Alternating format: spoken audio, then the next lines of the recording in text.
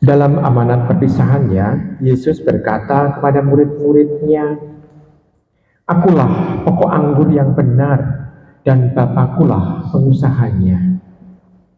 Setiap ranting padaku yang tidak berbuah dipotongnya, dan setiap ranting yang berbuah dibersihkannya, supaya berbuah lebih banyak.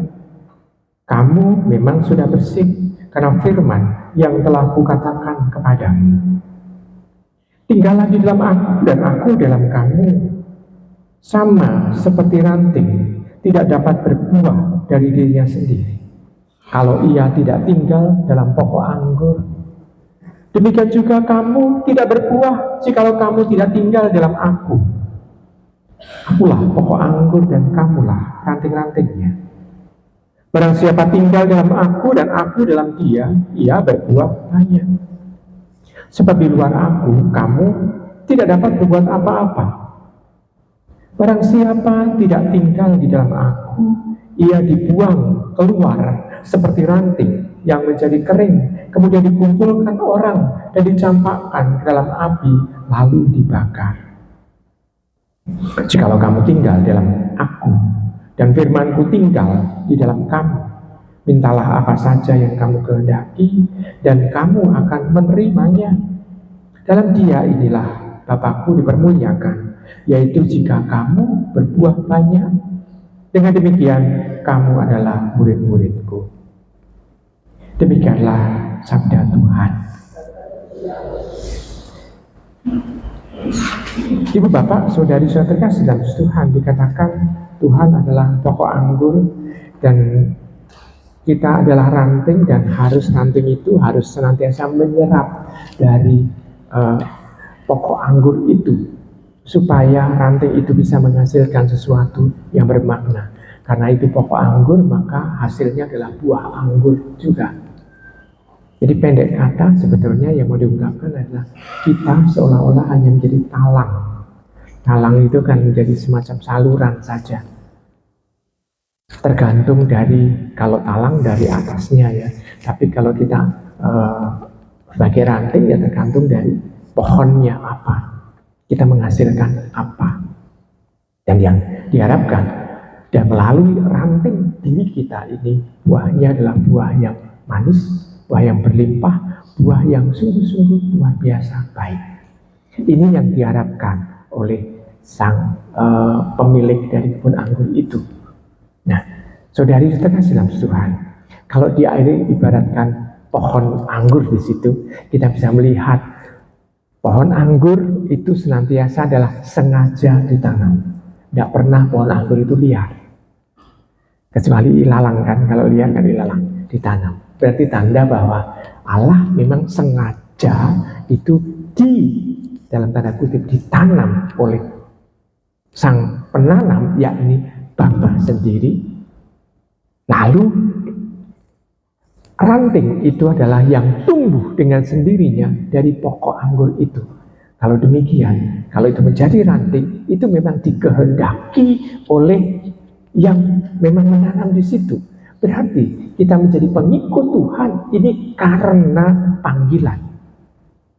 Lalu kalau sudah dipanggil tetapi tidak menghasilkan sesuatu, berarti tanda bahwa ikatan dia dengan sang pokok itu terhambat oleh sesuatu, sehingga ranting menjadi mati dan tidak menghasilkan buah. Maka kalau kita bisa melihat dalam bahasa sehari-hari kita, dalam kehidupan kita sehari-hari, seringkali kan kita bisa melihat bahwa kok ada ya orang yang sudah menjadi orang Katolik, tetapi dia malah keluar. Pertanyaannya adalah, ya karena ada sesuatu yang menghambat dalam relasi dengan Allah, sehingga dia tidak pernah yang namanya mendalami relasi itu dengan Allah, sehingga dengan mudah dia meninggalkan Tuhan Yesus karena tidak ada relasi. Dan setiap orang yang senantiasa istilahnya keluar dari gereja, berpindah, itu karena tidak ada relasi. Gereja di sana tampak bahwa tidak hanya Tuhan yang ada, tetapi juga jemaat yang ada. Tidak pernah ada relasi dengan jemaat yang lain pula. Ibu bapak, saudara yang terkasih dalam Tuhan, maka kalau ada orang yang misalnya keluar dari gereja, ya karena ada seperti itu, maka tidak usah gelo. Kenapa? Karena dia tidak punya relasi. Kalau pilihannya itu dengan sadar dia memilih itu, ya kita melihat dari pengalaman kehidupan Rasul, satu-satunya Rasul yang berkhianat meninggalkan Tuhan adalah Yudas. Maka kalau dia keluar, satu-satunya yang bisa dia lakukan adalah berkhianat. Kalau berkhianat adalah justru menyerang Tuhan. Itu kan yang ada. Maka ibu bapak, saudara kasih dalam Tuhan. Maka kalau ada orang yang keluar dari gereja, lalu justru menjelek-jelekkan Tuhan Yesus, nah kita bisa melihat ini kan persis apa yang sudah dilakukan oleh Yudas Iskariot. Apakah Tuhan itu menyetop Yudas Iskariot? Enggak, terserah dari dia. Tidak pernah nyetop, tidak pernah yang namanya itu melarang. Tidak. Maka kita bisa melihat bahwa ya terserah dari itu. Namun kita bisa melihat walaupun di sana Tuhan terluka, walaupun Tuhan itu wafat, namun kita bisa melihat Tuhan tetap ada bersama dengan kita. Ya, kalau demikian kita bisa melihat bahwa ranting yang tidak menghasilkan, kalau dia itu dipotong, ranting itu fungsinya hanya satu, membakar, dibakar. Tapi kalau dia dibakar di bawah pohonnya, maka pohon itu juga akan merasakan panas, dan beberapa ranting juga daun-daunnya akan juga meranggas pula. Maka ibu bapak, saudara kasih dalam Tuhan, kita diharapkan juga mampu untuk memahami dan memaklumi situasi yang seperti itu. Karena Tuhan sendiri sudah sejak awal itu sudah menubuatkan melalui sabdanya ini. Kalau demikian, kita harus bagaimana?